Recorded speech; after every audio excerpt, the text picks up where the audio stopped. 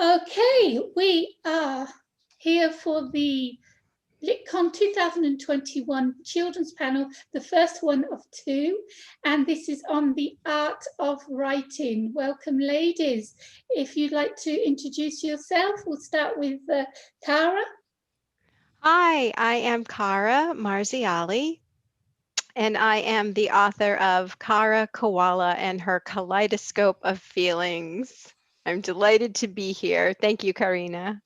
You're very welcome. Carolyn. Hi, my name is Carolyn Dubisch. I am the author and illustrator of Fireflies. Thanks for bringing me in. You're very welcome. And Tia? Hi there. My name is Tia Perkins. I am the author and illustrator of a few children's books. Halloween's the one I'm going to be talking about the most today. Thank you for having me. Thank you. I am Karina Kantas, your host. I am a podcaster, a YouTuber. I have a radio show, and I'm also running Author Assist, which helps authors with marketing and promotion. And I'm an author, award-winning author of 14 books as well. Okay, let's get to this. Where shall we start? Let's start with, what do you think makes a good children's book? What do you think you need inside that book to make the parent buy it and the child to enjoy it? I'm going to go with Cara first. So, I guess my first reaction to that is a children's book doesn't have to have a meaningful message or teach something. That's helpful, but it can just be fun too. And I think it's finding that sweet spot of something that reaches both the parent and the child. We all have a story to tell. You know, we all have something to communicate. And I think there's an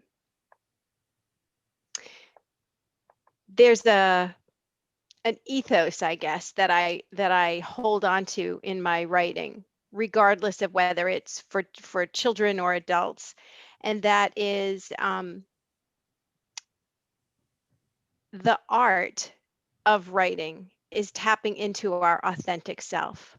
So if we have a story to tell, we need to be as genuine as possible. And I think that comes across in both our writing and our illustrations. And that, I think, is what speaks to both the parent who's going to buy it and the child who's going to embrace it. So authenticity is what you're saying then. Yeah. Okay. Carolyn, what about you, hun? I have been writing and illustrating children's books for a long time, and I started when my children were small, and what always grabbed them was they loved a good story, and then they also loved rhyme. This book that I'm promoting now is not in rhyme, but they actually I found that they loved when I had rhyming books. It's very hard to write a good rhyme though, because people make mistakes with that very often. And when it's a bad rhyme, it just tanks the whole book. So that is a challenge. That is a challenge with children's books, is when you try to embrace rhyming. I think that with Fireflies, I just went with a fantasy story that had a little bit of magic. My kids loved magic. If there was magic in the story, that engaged children love magic. Yeah. Yeah. So Fireflies is actually about fairies, and I bring in they think they're fireflies at first, and then they bring in fairies. Oh. And yeah, no, I think it's important to bring in a little bit of magic, bring in a little bit of wonder into children's books, because that's where they're at. That's where their life is at. You know, the world is sort of full of wonder. You know. I know what you're saying about the rhyming. It's like with someone reading a novel, and there's so much description, it takes them out of the story.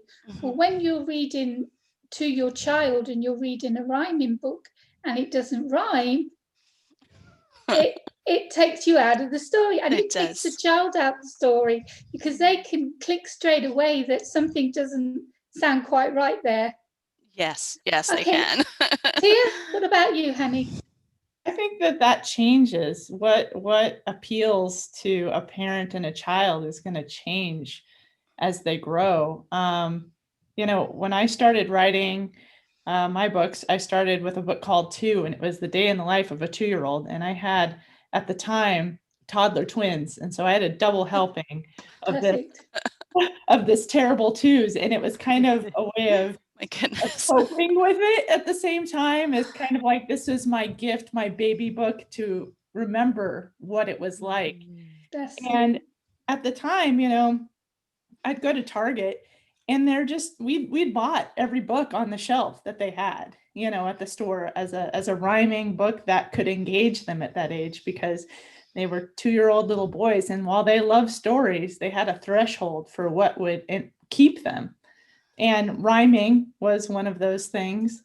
Onomatopoeia for them was a biggie. And that kept them engaged. And when I started with Two, and which is now is 3, and now is Halloween and a Christmas book coming up, they're all written the same way, with this rhyming and onomatopoeia to engage them. My kids, though, they're almost 9 now, and it's changed a lot.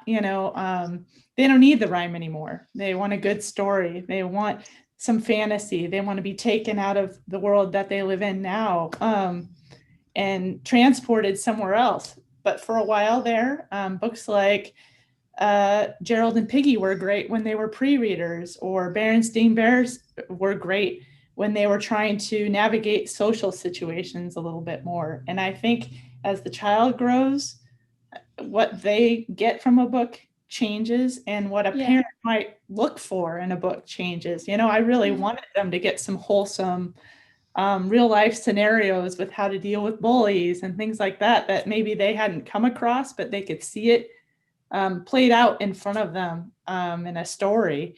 So like I said, it changes. And now, I'm starting to change the way I write based on those things. What I was going to ask you is, now that your children are 9, are you writing for them, or are you still writing for younger children? I can't keep up with them. They are in a whole, they have been reading since the age of 4. So they're well past that. But, they still do like a good picture book every now and again. And while I'm not writing for them, I have another book that's not of this series. They're in it, so they're, they're identical twins, so there's only one boy represented. But that's a portrait of them. So in Halloween, it's kind of celebrating the holiday and things we've done, and Christmas will be the same. So, but the next book I'm going to write in a different series is going to be more about persistence. And while they may not be reading a picture book, I think that's a valid message for any child, and kind of something that is maybe a little bit more mature. It's not something a 2-year-old may not get that message out of it. They don't have the life experience. I could still write it in an entertaining way, and maybe they'll get something out of it. The pictures, of course, they'll be funny, and I think if you can pull from different elements, humor and rhyme and something to engage everybody a little bit, you might not hit them on all levels, but maybe as they grow, they can experience your book in a different way. It's like baking a cake, isn't it? You've got to get the right ingredients for that cake to come out perfectly. Right. A bit of this, a bit of that, a dash of that, a sprinkle of this. I need to ask you ladies, why children's book? Is it because of your own children that you've started writing children's book? Is it just the passion you've had? We'll start with Carolyn. Why this genre when there are so many genres out there you could be writing in? Why children's book? Well, I actually also do comic books, so so it's not exclusive for me, but the comic books are also for children, so there's that. I guess it's because I like writing that sense of wonder that I was talking about. I like writing for the age group, and I like illustrating for that. I went to the School of Visual Arts in New York City and studied children's book illustration Did ages ago. illustrations come to you and then the writing? So Yes. basically it was the illustrations that Yes. brought you into writing children's books. Yes, definitely. Gotcha. I started as an illustrator, and I still do work as an illustrator. And yeah, no, it's definitely all one thing for me. I work as Wonderful. an yeah. So Okay. Cara, what about you? I think what gravitates me towards children's genre, and I do write a number of different genres, um, is as what Carolyn said, that sense of wonder. I still consider myself an entry level human being, and at some level, I am still just a child inside. So that whole spirit of curiosity and creativity comes out in my writing just as it would in a 4-year-old or an 8-year-old. So, and I've always been, I have a large collection of children's books. I just think there's, as what, my colleagues have said here, there is just wonder in it. And I think, I get as much amusement out of the rhyme as, my son did when he was, of that age. But there is often a meaningful message that is broken down so simply that that even we adults can walk away with something meaningful from that message. And I think that's the beauty of a children's book, is that it can appeal to everyone, That's wonderful. especially the Tia? child inside. Yeah, exactly. For you, it's the child inside of you. Tia?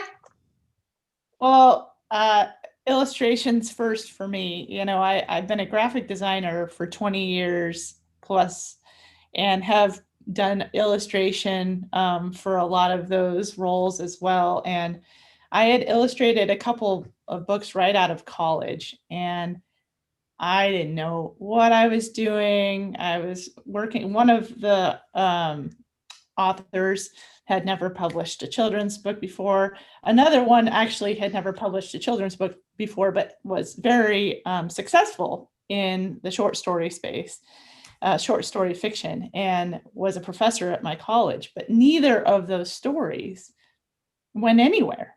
It's a lot of work. I mean, as you authors know, you don't just write a book and put it out there and it just gets picked up. There's a lot of work that goes into that. And I realized that, and I was so frustrated because the illustrations I had put my heart and soul into, and they just got shelved. And so I had that in the back of my head. And, when my kids, like I said, they were around 2 years old, and I used to write a lot of poems. And I was writing this poem about the terrible twos to go along with a birthday poster that I used to make, like movie posters to go with their birthday.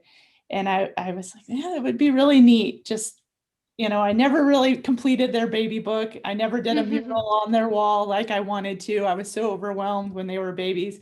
This is going to be what I'll do. And I looked into making this into a book, just a single book. And I wanted more book because they were destructive. And it was kind of impossible to get one of those printed, especially in the United States, just as a keepsake. And I went down this rabbit hole, and I really need to do 1,000, set of 1,000. I was like, well, that's a lot for a gift. But as time went on and I kind of read my poem to my kids and they enjoyed it, I decided that I was going to go for it. I was going to try to publish this thing. And I knew that it was going to be a lot of work because I knew what hadn't happened before. And I think it's been a mixture of, my illustrative style has always lent itself towards the children's book genre. It's something I've always enjoyed. I've always had that kid inside. And then when my own kids came, I really had a reason to do it. Exactly.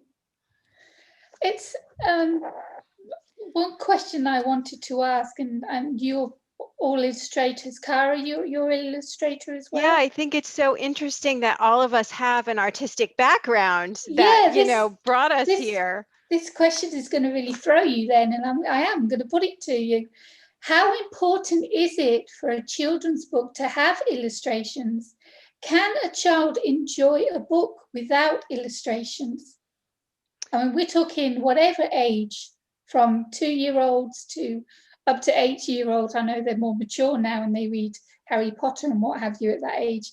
But can children's books be just as good without illustrations, or are they needed? And I'm asking 3 illustrators here this question. Shall I start with you, Tia? So there's the book with no pictures, and my kids, they just loved that book. Before I went down the path of publishing too, I had a dummy, and it was just printed from our black and white laser copy, and it was just the words black and white and Arial and bold. And it was my way of seeing if they even enjoyed it, because I knew how much work doing the illustrations was going to be. So I read it to them. They seemed to like it, but then we put it on a shelf. And, my confidence was waning. I don't know. It's a lot of work. It's a big risk. And one day my 2-year-old took that dummy off the shelf and had me read it for story time. And I was amazed. I'm like, you wanted it even without the story, without the illustrations. To me, the illustrations help a lot, but you have to have a good story. You have to have something engaging first. But what pulls you in often is illustration or good design or something like that. There has to be a visual. Catches the eye, doesn't it? Catches the eye, bright colors and everything. Yeah. Carolyn. Yes, I absolutely agree with Tia. The illustrations are to sell the book. The children love the pictures when they're there, but if they're not there, I remember when my daughter was little and I'd be driving around and she'd ask me to tell her a story, and she want me to make it up as I was driving. It was really hard. Just always making up a new story. But she wanted to hear the story. She didn't care as much about the illustrations. I think that if you're in a group and if you're working with children, having something to point to, having something to show is really important, and it does help. But and it keeps their attention. But if you've ever tried to read a wordless book to a group of children, that's really challenging. You have to make up the story as you're kind of reading the pictures. And I think they very much complement each other, but you can have it both ways. You can have wordless books and you can have books without pictures, but I think if I had to choose one of those, I would pick the one without the pictures, honestly. I find wordless book hard to read aloud. So, yeah. Okay, wonderful. Cara?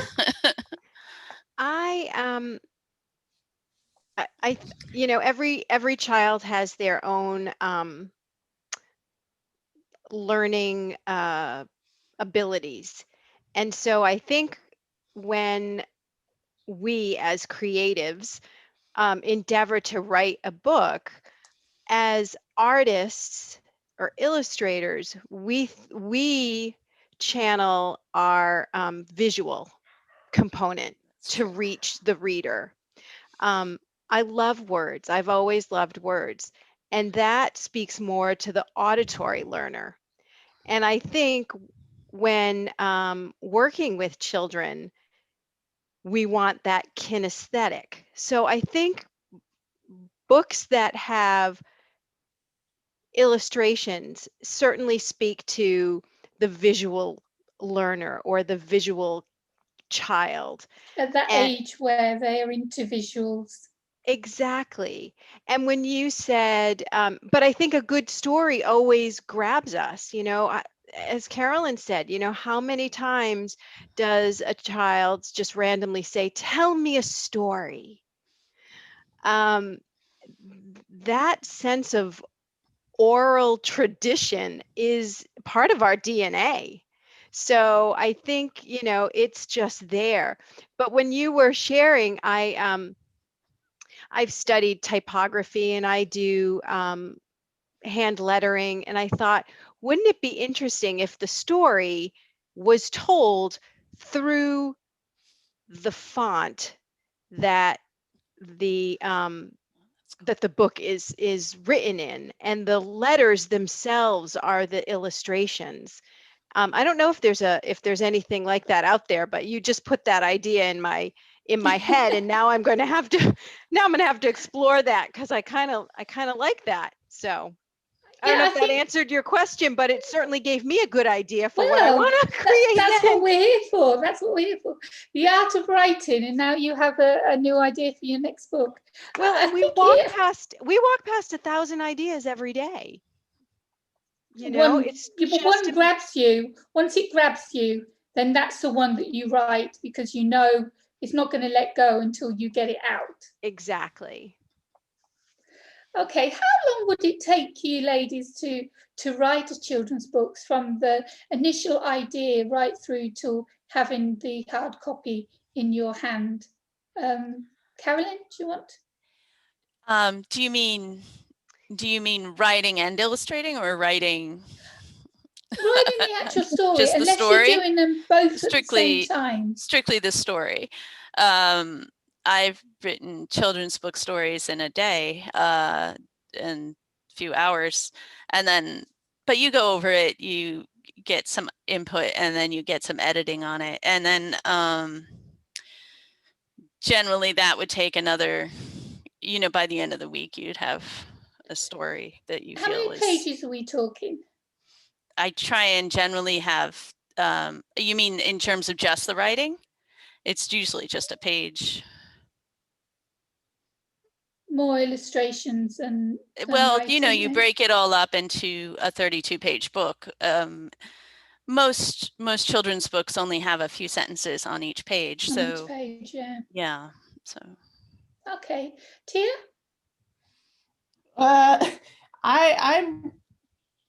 I'm a pollinator, so I'll have a project and I'll work on it for a little bit, and then I'll go on to another project and I'll work on it for a little bit. And if I probably stuck to it, I could probably complete some of this stuff in a week as far as the writing goes, especially the 2 and 3 and Halloween. I mean, it takes a while because they're rhyming books, and I have these on the onomatopoeia, and I try not to repeat. And now that I have I'm working on my 4th one. Sounds are starting to, I have to be creative with not repeating onomatopoeia and rhyme and trying to get it right. Probably these have taken me a few months or something, just picking up, putting down, picking up, putting down. The illustration always by far, Yeah, that takes a lot longer, I know. But you said when you said you putting up and putting it down and picking up again, are you working on more than one book at a time? Sometimes, but usually it's doing some of my other artistic projects on top of doing the writing. It's a switching gears thing, and I have to get into a flow state. And with 2 9-year-olds running around, my husband works from home, we've got everything going on. Sometimes it's hard for me to get into that, hypnotic zone. So I'll do it for a little bit until I get kicked out of it, and then I'm like, okay, it's time to do something more data entry, or something, time to do something more like illustrate. I feel like sketching right now. And sometimes those things inform each other, so I don't mind the disruption. But yeah, like right now I'm pretty much, I've done the writing for Christmas, and I'm doing the writing for my 5th book while I'm illustrating Christmas. So it's a big Gotcha. Yeah.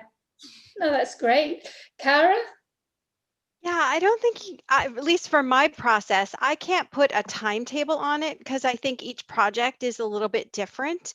And while the writing can, I can become inspired and the writing just flows and it can happen within a day or a week. Sometimes I do need to process it or percolate on it a little bit. And so what it ends up being is just an idea that isn't fully formed yet, but I can always go on to something else, be it another creative avenue or a different type of writing. And then I always seem to go back to it. So I think I'm one of those people that has to process it a little bit more um, and step away from it. I had a my undergraduate college professor said, writing is rewriting. So it's going back to it with fresh eyes. Although she said it, I think Truman Capote came up with it first. And I do believe that. I think I need some separation to go back and look at something with fresh eyes. So while it may only take a few days for that idea to fully form from conception to completion with illustrations or storyboard ideas, depending on the type of project, the time is arbitrary. It takes what it takes. And I think we know when it's done. Yeah, of course. As a novelist, when we've done the first draft, we do exactly what you've been told. We walk away. We either start on some new project or we just forget about it. Because then when you come back to it so many weeks later or whatever, the mistakes that you've done, the errors, the inconsistencies, the rhyming maybe that doesn't rhyme, but it did to you the first time you did it, jump out at you. And you see it, like you say, with clear eyes. And that's the same with a novelist as well. Are you ladies actually in your writing caves right now? Is that where all the magic happens? Tia, are you? No, you like you're in the living room. This is my husband's office, since he works from home, and it's the only enclosed space. Actually, I do a lot of my work. There's a patio, there's a wildflower bakery, and there's a patio that's outside. And even now that it's the pandemic, I won't go inside. It's cold. I'm in my jacket, huddled up, and I'm in there typing or working on my stuff a lot because there's so many distractions in my house. My desk is out in the loft where the TV is, where the game console. Oh, I don't mind it for doing my artwork because I actually like the noise for artwork. And when I'm writing, it's actually better to do it on that patio because it's, you're hearing birds chirping and, people in the background at the other table, they might be talking, but that's fine. I can tune that out. But yeah, I actually like being out and about when I do my stuff. I'm the same. What about you, Caroline? I'm at my husband's art desk as well. He works over here. I have space around the house, but it's not right here. I also enjoy the patio. I'm in Mexico, so the weather's pretty perfect right now. And it's really nice out. So I do like sitting outside to write How inspiring, Mexico. Yeah. Wow. Are you in the town or are you out on the outskirts? We're in on the Pacific. It's really nice, actually. We're not in the center of the city. We're in sort of a touristy area right here, but it's very nice. It's nice. There's far too many tourists for what's going on in the world, but yeah. You've got tourists there now, even with lockdown. Oh, yeah, Mexico is not doing a good job. No, dear. No. Oh dear. As long as you're being safe and you're looking after you and your family, then that's all Yeah, you I can mean, do. I just sit on the patio. It's not. Yeah, not fair bad. enough. Cara? So this is my library, and when my husband and son and I moved here, I honestly thought that this would be the ultimate in inspiration, and it is, but I often find that my studio space is inspirational. I do most of my writing sitting, crisscross applesauce on my couch with my dog at my feet. I just, with the laptop on my desk, and I'm just kind of going at it. But I find inspiration anywhere, and I can pretty much write anywhere. So while this space is sacred to me because it just holds everything that I is dear to me. um it's not necessarily my favorite place to write. You said you got another space for just illustrations as well. Yeah, it's my art studio, and my son, who is studying art in college, is sharing Sharing that it. space with me now. So Oops. Just just want because we just passed it a minute ago about what's been going on in this world. Mm. It's helped. The pandemic has actually helped a lot of writers who didn't have the time to write to bring out new books, but it's also made other writers lose a passion for writing and become depressed with the situation. How are you coping? I know Mexico's not going into lockdown and not behaving, but how are you coping with the pandemic, and how are you feeling as a writer? Is it stopping you? Is it helping you? Could you work full time as a writer, or do you have another full-time job? And now that you have the time at home, are you getting more books out? I'll start with the Tia on that one. So when my kids were born, they were born premature, and I had to leave my career because I really couldn't see leaving them with somebody else when I wasn't sure if, they could be in a daycare scenario. Well, obviously they're 9 now, so that's not really the case, and so right when the pandemic started, I took on a part-time job, and I thought, hey, I can handle this. It's going to be 20 hours a week, and that's perfect. The kids are in school, and it was remote, and I was like, that'll give me time to kind of do some things for myself too. And I literally started in the first week of March last year. Oh no. Oh. So then they were home, and I had this job, and my Christmas book I had wanted actually to release last Christmas. Yeah. It wasn't going to happen, between the online schooling and everything else. I mean, it definitely was depressing over the summer and in the spring. And yeah, not a lot creative was really happening. It was just survival mode. Yeah. But I've made it through that. We made it through the fall. I at some point was doing 40 hours plus during the week on top of their Zoom schooling. Now they're back in school. I'm in Arizona, so we're a little, not as cautious there either. And there's a part of me that, as this has gone on, I thought maybe we weren't doing the right thing, but it is a marathon and not a sprint, and mental health is important. And my kids needed school in person, and they're in it. And for better or for worse, I mean, if we had had a different experience, maybe I would be speaking differently. We've been pretty fortunate to be healthy this whole time.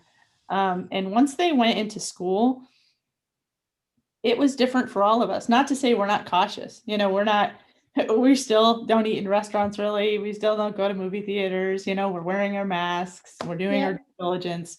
But being able to, I felt like taking some of these precautions was our ticket to a little bit of normal. And once we took our ticket, to me, it inspired me to not waste any more time, and that's why I am working on 2 books right now, because now's the time. Yeah, it is. Now is the time.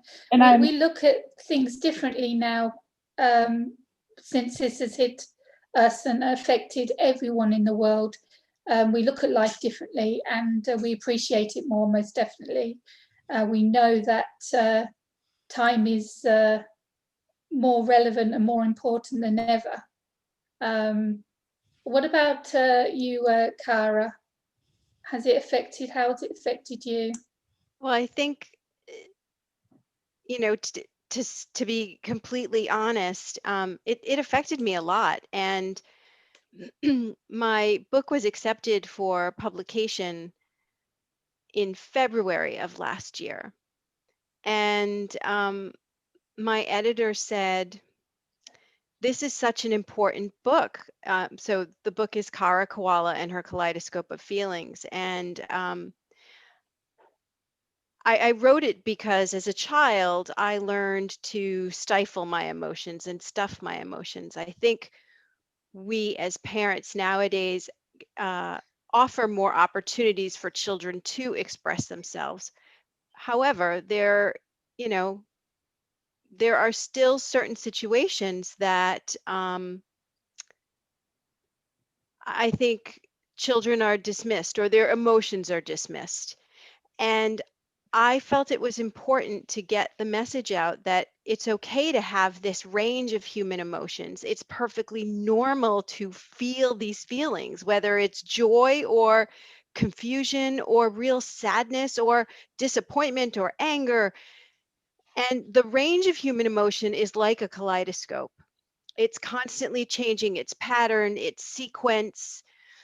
And by this time last year, I said to my editor, how you said that this was a really important book to get out? I think with this pandemic, it's going to be really critical for people to understand that we are going to go through the stages of like grief with this pandemic. And by the time the summer and the holidays hit, and it was published in late October, and folks were getting ready to say, I am so done with this pandemic and I just want to see my family, and enough, too many people have died, and I want to celebrate the holidays, and we weren't able to.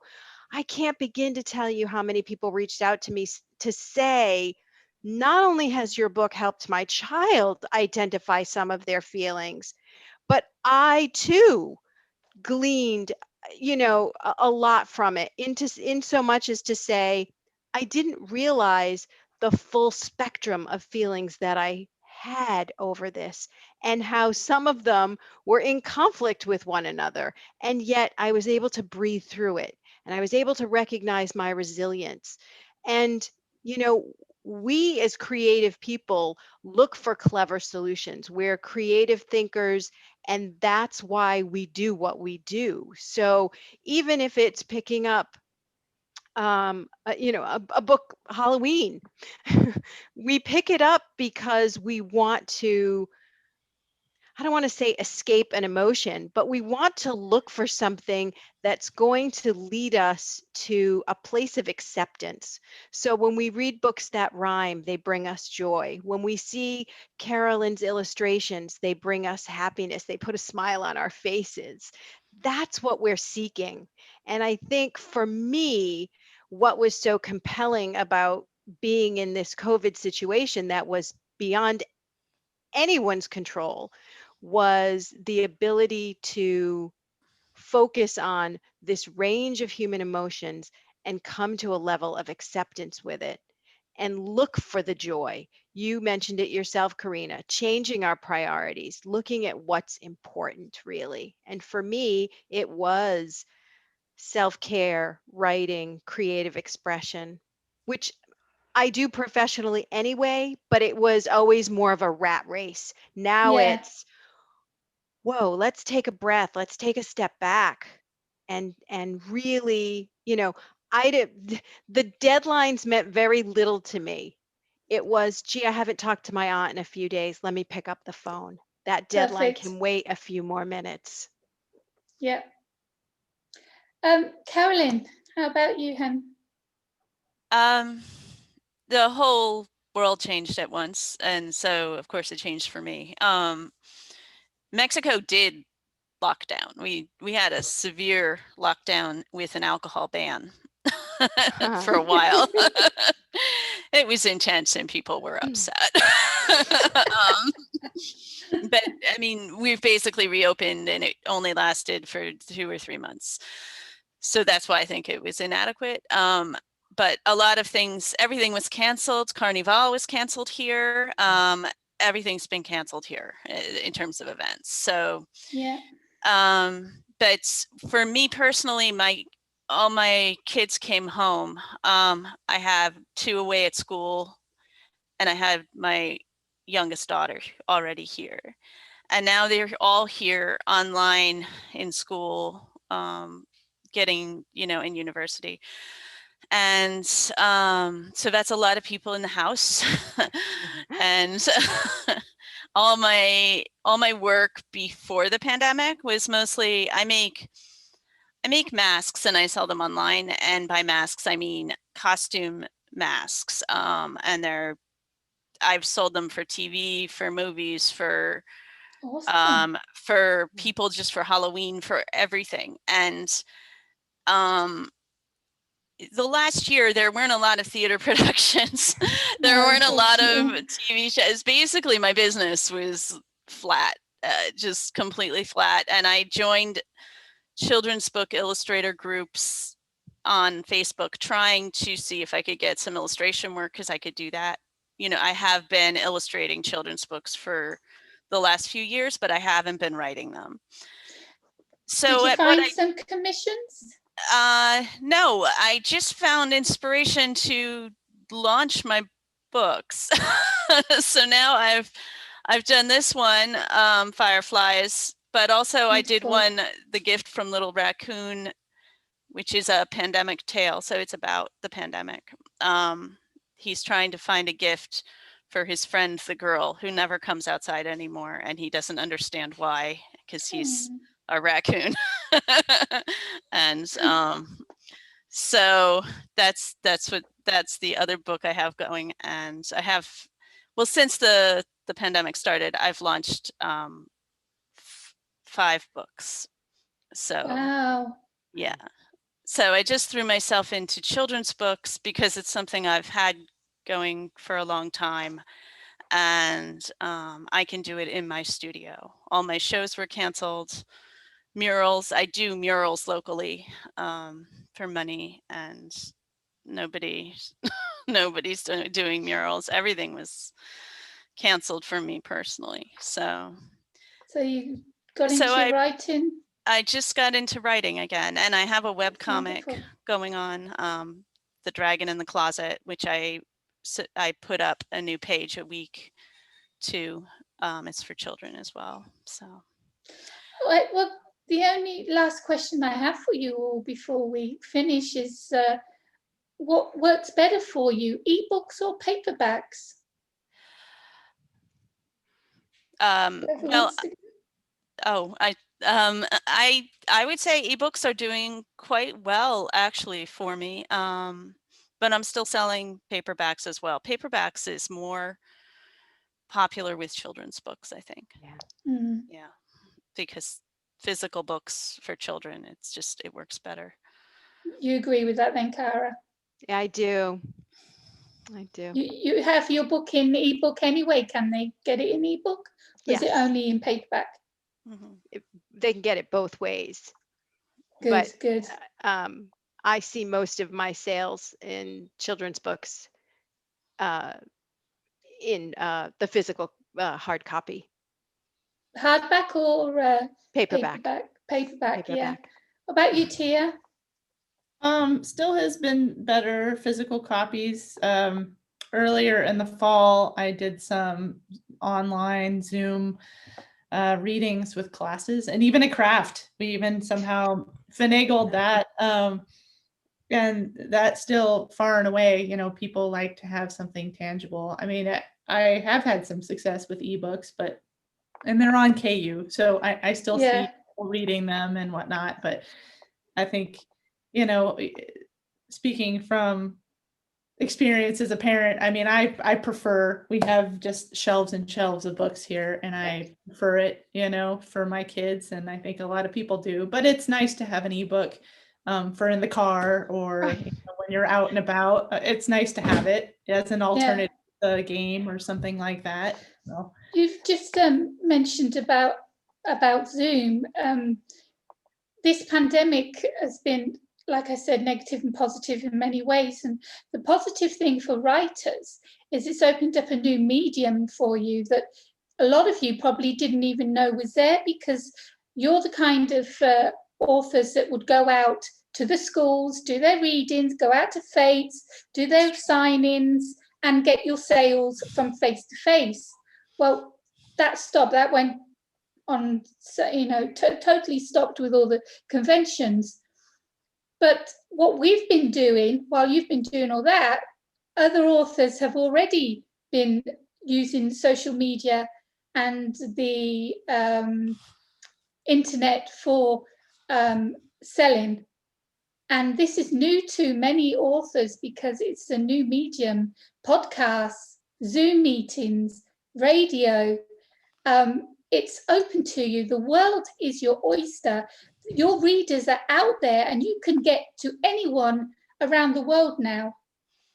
And a lot of authors, like I said, knew that was there, but a lot of authors didn't. And I think it's opened up a new way that even when we go back to normality, if we ever get back to normality, but as close as we can get to normality, that medium is always going to be open to you. So never forget that you've always got those people there waiting for you as readers, as parents, waiting to hear about your book while you're out there with the conventions. Always remember that that medium is always going to be there for you. We're going to finish off now with just go around and tell people where they can find you on social media and where they can find your amazing books. We'll start with you, Tia. So I am trying to build my Instagram. So you can find me on Instagram. I also have an author page on Facebook. If you search me, Tia Perkin, you'll find me. I'm easy to find. My books are primarily right now, you can find them on Amazon. So there's Halloween, and I have 2 and 3 as well. Although 2 and 3, I'm in the middle of printing another run, so you might want to hang tight on those. But I also have an Etsy page, That Tia Girl Design Shop, and I sell my illustration work there as well as my books. Wonderful. Carolyn? I am Carolyn W. Dubisch on Twitter, at Tumbling Up on Instagram, and Carolyn Watson Dubisch on Facebook. If you Google my name, there are, well, everybody with the last name of Dubisch is related to me, literally. Like, I know them, that's my husband's aunt, and there's nobody with my last name. So just Google my name and you can find me. And then this is my book, and it's very glary there. Beautiful. Fireflies. And it was thrilling because that was just read by Sarah Ferguson on her show. Yes, I saw that when you posted about it. That was literally astonishing. But now I have a favorite royal, which I didn't really care about before. But so yes, I'm very, very present online, so it shouldn't be hard. And you can find your books. Are they wide, or are they just on Amazon? All on Amazon and Barnes and Noble, Lulu, lots of places. Barnes and Noble, Kobo, and Google a lot of Play, places. Apple, and yeah, brilliant. Yeah, Google Play, yeah. Awesome. Cara? So Kara Koala and her Kaleidoscope of Feelings is on Amazon and Barnes and Noble. You can find me on Facebook under Kara Marziali, or Articulate. Just the word articulate. That is where you'll find resources to my artwork, my writing, and my education and public speaking. Yeah, I think Facebook is really, I'm on Pinterest as well, but I'm just sort of, I don't know, maybe it's just my generation. I'm just sort of old fashioned, and I embrace new things, but I think there's a time and a place for social media, and so I limit it to Facebook and Pinterest.